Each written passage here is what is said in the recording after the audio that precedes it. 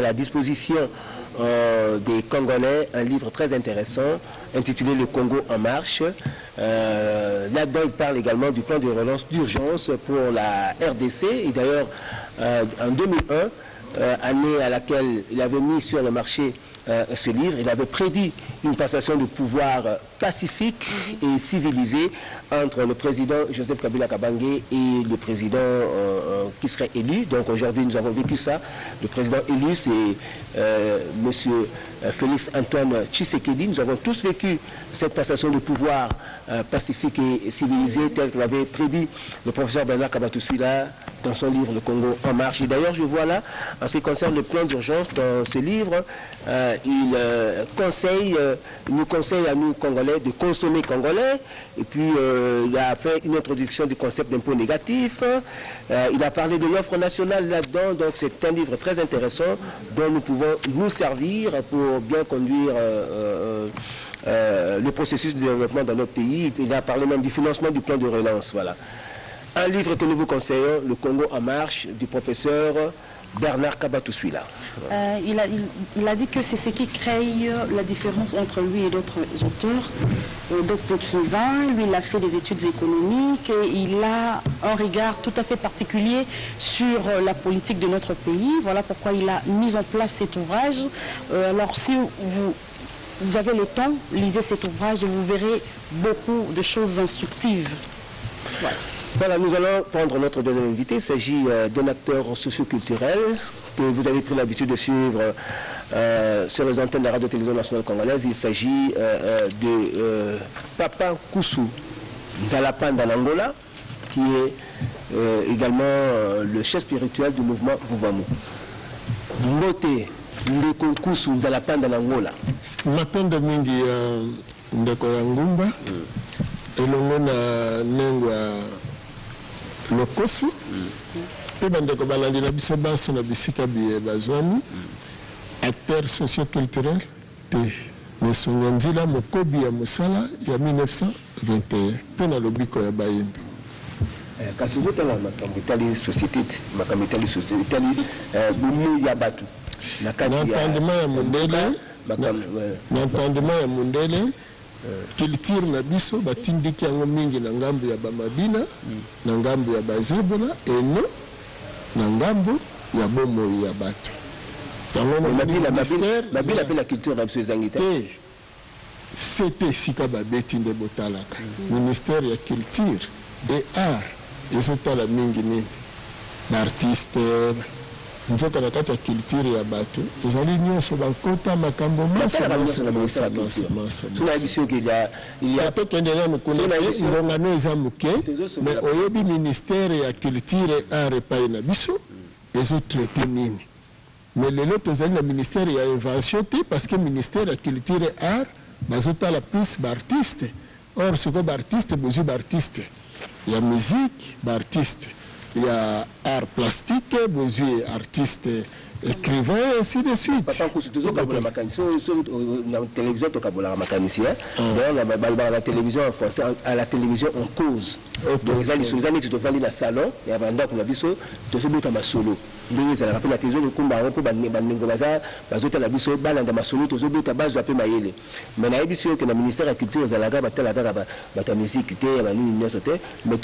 nous avons même la service mobile, où il y a un quota de notre loba. Il a même, le ministre de la Culture a même conseillé, il y a un quota. Mais la culture a la pesali, donc pour déterminer l'âge à Mabala, pour déterminer dans une société qui évolue, mais quand la culture a battu, école les alliés, nous sommes les alliés, mais ce qu'on a dit, c'est la répartition et pas une biso. Sinon, tu académie de mauvais arts, académie de mauvais arts, nous avons école, il y a invention. Bon, voilà, Papa Koussou, surtout bon du pays, après tout ce qu'on a défis socio-culturels. Vous avez tout le temps bien makanisi belé, tout le monde peut faire ça makanisi. Bakondi ya sika baye, hein? Enfin, vous allez comprendre. Toujours Mokondi ya sika la tête Yamboka, son Excellence, Monsieur le Président de la République, Félix Antoine Tshisekedi. Azamutu, alingi changement pour ce total combat où IDPS et MENA nous toujours démocratie parce que tout le monde que papa Tshisekedi même vraiment symbole il y a combat démocratique dans Mboka Nabiso il y a eu moine papa naye akambaki azui bokonzi garansi azali na droit à erreur te pour na ngata na makanisi ya ba congolais azali na poste makanisi ba congolais nyoso pour mboka changement ou profond ou tomukaka banda tozo indépendance changement ou mboka vivre yango makanisi na yo ezali nini matendo mingi makanisi nano biso toye nango pona biso ezali toyeba nano liboso peuple congolais ayeba tokomi awa ndenge nini yango esali tokoma na esika tokomi mpe eloko nini oyo biso tosengeli tosala lelo mpe toyeba lelo toyeba malamu na ngonga oyo yambo nanu tozopesa longonia na président de la république awuti kobima son excellence Kabila Kabange pamba te netumba oyo abundi lokola alobaki ke tozali n'importe quel peuple te tozali badescendant ya mfumu kimbangu ya kimpavita nous Kabila Mbuta Lumumba ainsi de suite mpe bitumba ya indépendance oyo bango babundaka kobanda na ntango na yango wana bitumba na esili te tikino ye kokokisama le 30 décembre mpe bongo le 24 janvier touti na etumba monene mpona kokokisa indépendance na biso emonana mpenza polele alors kolandela prophétie ya mfumu kimbangu esengo ezali makasi ya koyeba te 4e président ya bilaka akokokisama ye wana nde bongo tozali kopesa longonia na premier président oyo akoti lelo en tant que premier président ya Congo souverain po sikoyo bacongolais na ngonga oyo bayebi nanu te baza kosutuka baza nano mwa kidi bakoyebaki na ngonga oyo Congo ekomi pays souverain sikoyo indépendance wana oyo tobundelaki na 4 janvier bonsomi tokomi na bonsomi kasi na bonsomi yango todefaka mwa lokota ya bato wana mpona bato oyo bake kotanga mingi etelo bapaya bayeba etumba ya 4 janvier yango ekokisami lelo pamba te prophétie ntango tobandaki koyebisa bato te président Kabila azali président ya bilaka ya 4e kolandela mfumu kimbangu ebele babetaki tembe akozwa misolo ebele akotika biso na bowumbu te lingi koloba nini na ntango na ye bonsomi ekozala azwi misolo basali baélection tosali baélection ya biso moko etango tosilisi baélection toponi mokonzi mokonzi oyo aleki ndenge akomi wana sikoyo akuti kiti wana libre vide te mais libre kiti wana eza na bonsomi mindele baye te na kati ata kutu na afrika abo batekaka mpe mboka afrika yango baye te kasi nani aye président Uhuru Kenyatta Uhuru elingi koloba nini bonsomi indépendance il faut que comprendre que mokolo wana ya le 24 janvier na ntango prestation de serment ezosalema eza kolakisa ete Congo akomi na bonsomi oyo afrika esengeli elanda mpe biso banso lelo bacongolais tosi tokomi libre parce que siko tokomi na esika oyo alingi aya konégocie na biso aya président oyo awuti kokota aza na compte à rendre na bapaya te aza kaka na compte à rendre na peuple na ye nde esika tokomi alors tosengi peuple congolais azala très vigilant parce que babobosana te na 60 ntango indépendance ezwami bake lisusu koluka bandeko na biso bacongolais mpo na kobebisa indépendance yango alors lelo tosoutenir président awuti kobima tosoutenir makasi président awuti kokota po pamba te aza sikoyo na mokumba monene abatela indépendance wana oyo ebundisami na bitumba makasi tokomi na esika oyo sikoyo opposition elongo opposition bakoti na pouvoir basangani na bandeko bazalaki ya majorité po totala liboso nde biso tosengi bandeko oyo batikali nanu na eteni ezobengama opposition balongwa na ezaleli oyo wana yango ebebisaki na 60 barejoindre camp ya peuple tozala siko na bomoko totala mboka na biso esika touti esika tokomi po siko tolingi totambola na Congo oyo ezali indépendant mundele bobangela ye na mandoki na ete bobangela ye na biloko nyonso asali te parce que azalaka na niongo na biso lokola toutaki koyebisa bango yango boye na elongi boye le 20 décembre kuna na ambassade ya Belgique esika tukana koyebisa Madame Amélie de Baker pour ye mtazali ministre kuna azali ko représenter ambassadeur ya Belgique toyebisa ki mokolo wana toboyi ingérence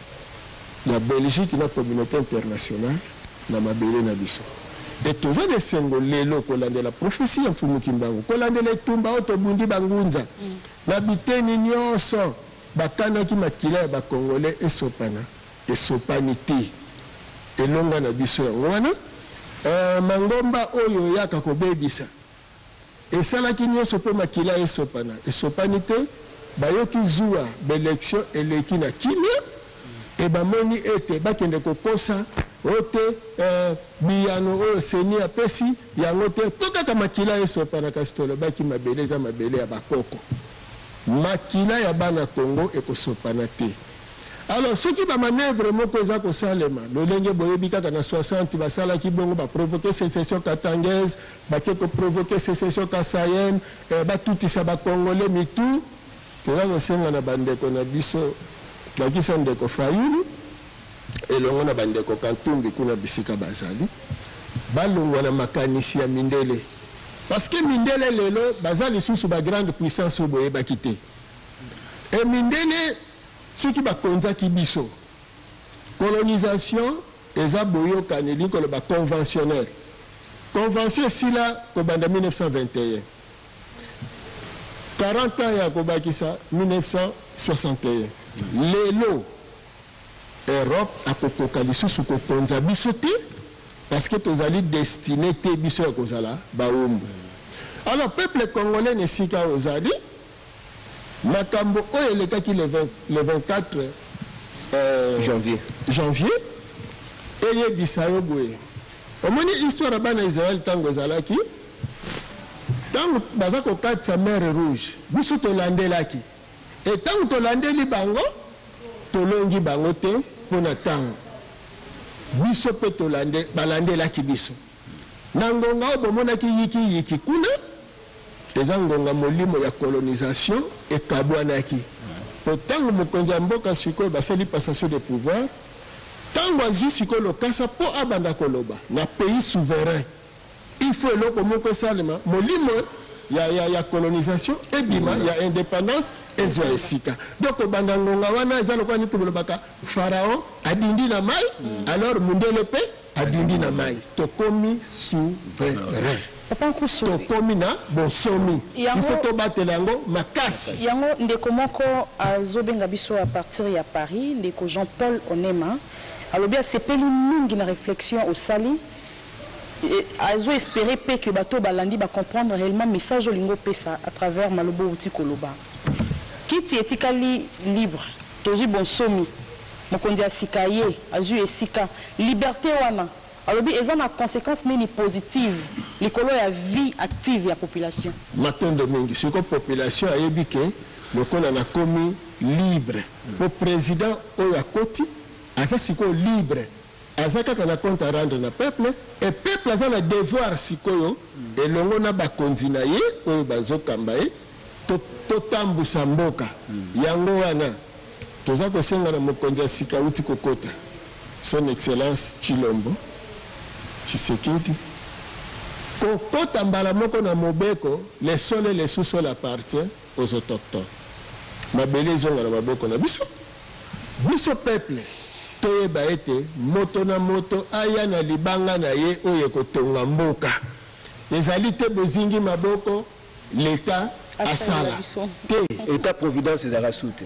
tozali sikoyo moto na likabo oyo ozwaki na bomoi na yo oyo nzambe apesaki yo yango wana Alors, tant que tu as motoné, c'est quoi quand tu as mosala? Tu as ko limbola bonsomi. Tant que tu as bonsomi, bozonga na mboka na bino. Bomoni lelo bato ebele babwaka ngunda na mikili. Poto na kombo ya IDPS. Lelo bo renouveler mukanda te tateza na ona tina te poto si ekota nzala. Bozonga na mabele na bino. Poto si tozu indépendance na biso sikoyo. Siko tonto tonga nemboka na biso. Kaka babwaka ngunda na kombo ya IDPS. Ba tuyo babwaka ngunda makambo nyonso. Bazonga na mboka. Bazonga na mboka tonga mboka na biso. Na mboka na biso sikoyo tozali na kimia.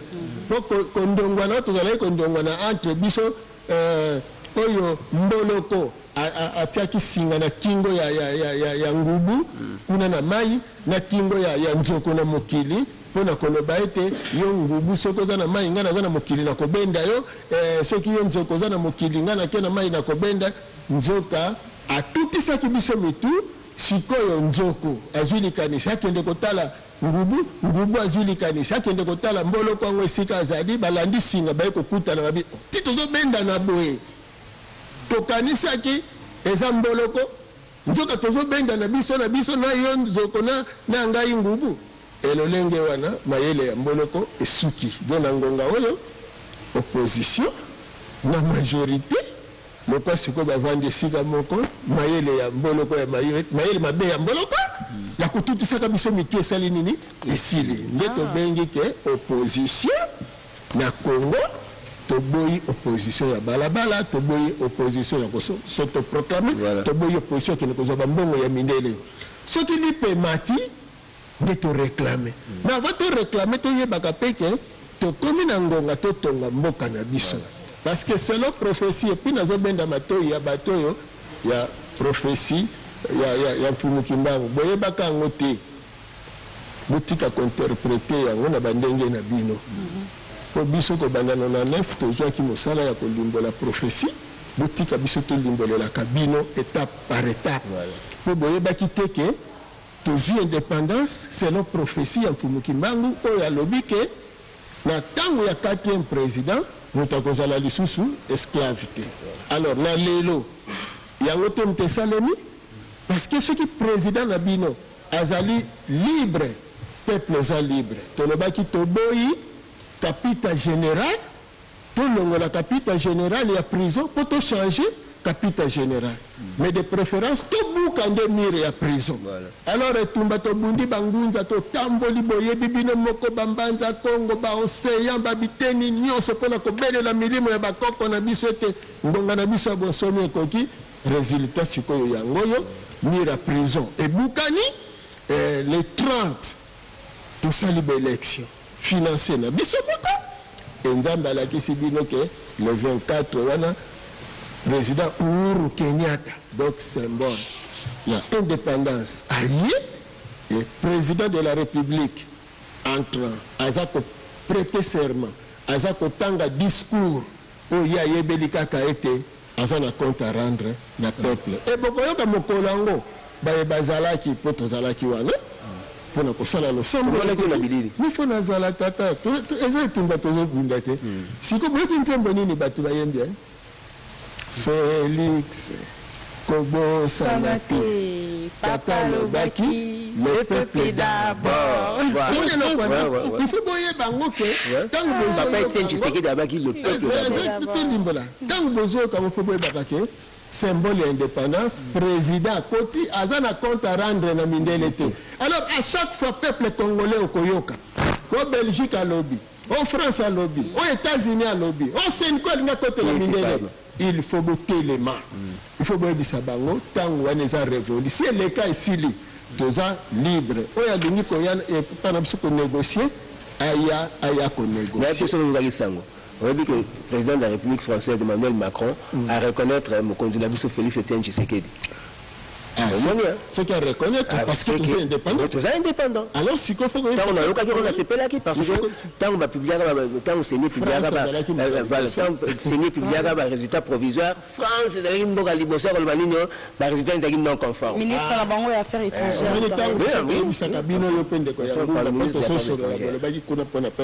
Tant que Sarabino que l'Église catholique est celle Kamabe, c'est une quoi celle Kamabe, na banda 90, c'est une quoi tambola na IDPS. mokolo wana kaka ya nini ya proclamation ya résultat ndenge bayoki kaka te non mutu aleki ezali kaka mbuta muntu excellence Tshisekedi Tshilombo babeti likofi na mesa non toboyi bozalaki nayiba partenaire mpo na nini mpo France alobi aboyi lokola eza eglise bamindele ye pa boyi basuetaki makila etangi te tobengi bandeko na biso ya Senko baza bayindo tobengi mpe bandeko basambelaka na église catholique boza bayindo soki église eza contre Congo bima yo ozala pour Congo mo Congo nde mboka na yo bandeko na yo baza bakongolais alors tosengi na bandeko banso bakongolais toyebaka ke mboka na biso epai touti tozoya tokomi siko na indépendance oyo mutu na mutu alingi ajouer rôle na ye alors bino bandeko po eza libanda tokobandela wapi bachinois oyo bozondima lelo babandaki quelque part France wana bozondima lelo ebandaki quelque part mais bobosana te ke le 20 décembre tokendeki koyebisa babelge ke bino bato bozalaka na base ya pasi nyonso tozoyoka awa e madame wana asali lokola wangana tobandi kopesa ye badetail na baekole bayaka kosala wa na ndenge oyo baza kointoxike bandeko na biso ya opposition na ndenge oyo bazosala ke biso tonyokama baminere donc économie eza na maboko na bango ti suka andimaki tozozela réponse ya roi ya babelge parce que totindaki mikanda tikuna et tokobenga bango parce que biso etumba ezocontinue nde tobengi peuple congolais sikoyo bokasi na biso eza na ngambo ya nyongo bakonzi bakoti bazozela soutien ya peuple alors yo peuple kozala lisusu naïf te kozala lisusu moto ya goigoi te yeba indépendance oyo obundelaki le 4 janvier 59 oyo makila na yo esopanaki lelo tokomi na bosomi na yango bozotambola na balabala zala fier alors kozala lisusu mutu ya l'état sala te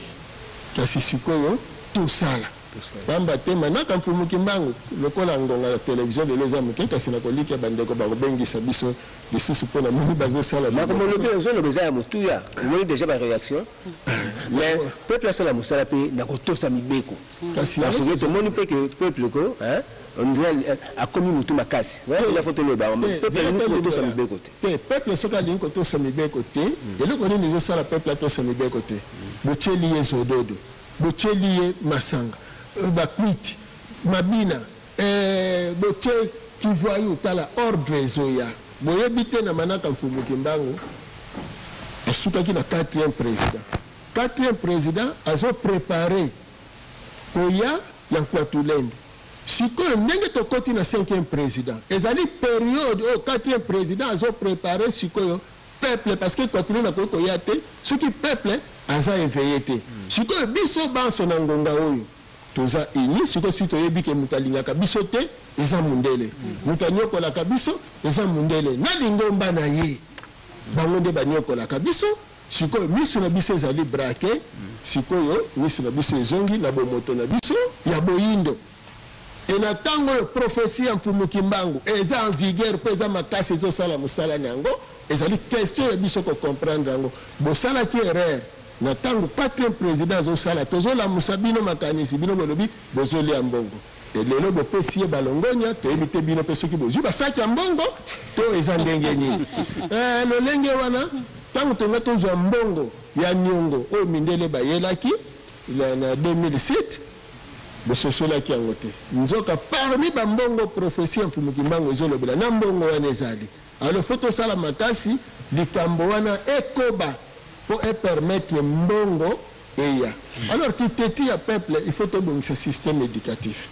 parce que bomesanisaki omoni mundele alakisaki bino bofingaka bakonzi na bino boyebaki te ke ezalaki symbole ya malchance e lelo nakobandela liteya monene parce que bandeko bazalaki ofinga lokola mpe lelo bakoti na bokonzi bamoni sikoyo ke ah bon population sikoyo asosoli ke mokonzi bafingaka ye te alors culture wana ke bafingaka mokonzi te ekota sikoyo na mitu mokonzi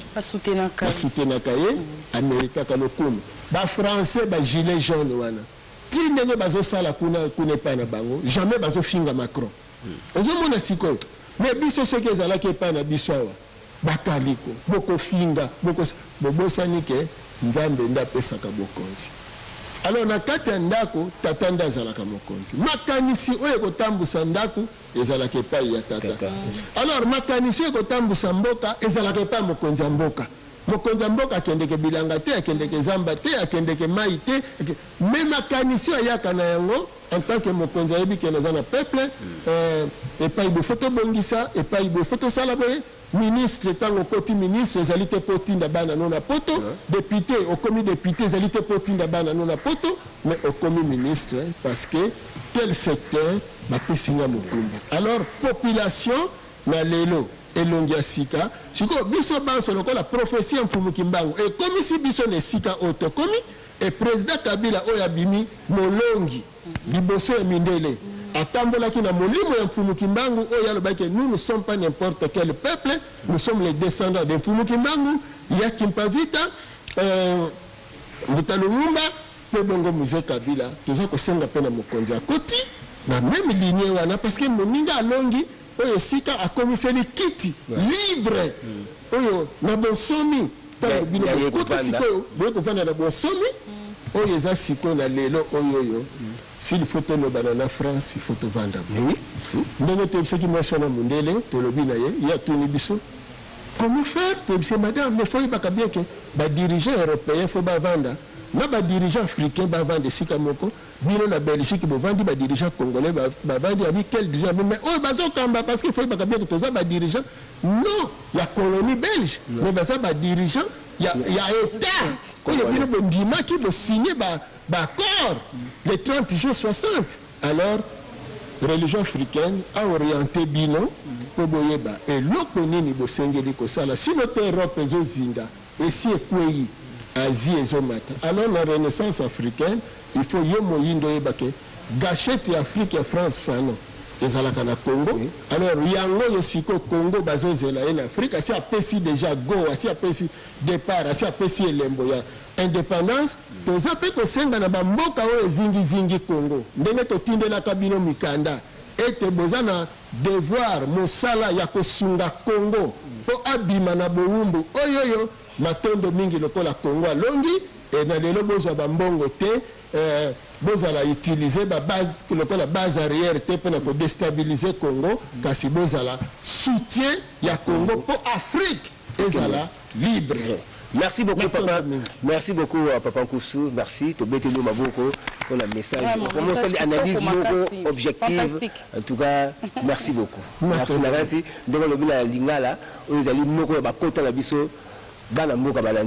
Merci beaucoup pour le message. Alors, nous allons terminer. Nous allons abisso pour toutes ces émissions ensemble. Alors, nous allons terminer avec la rubrique Joyeux anniversaire pour...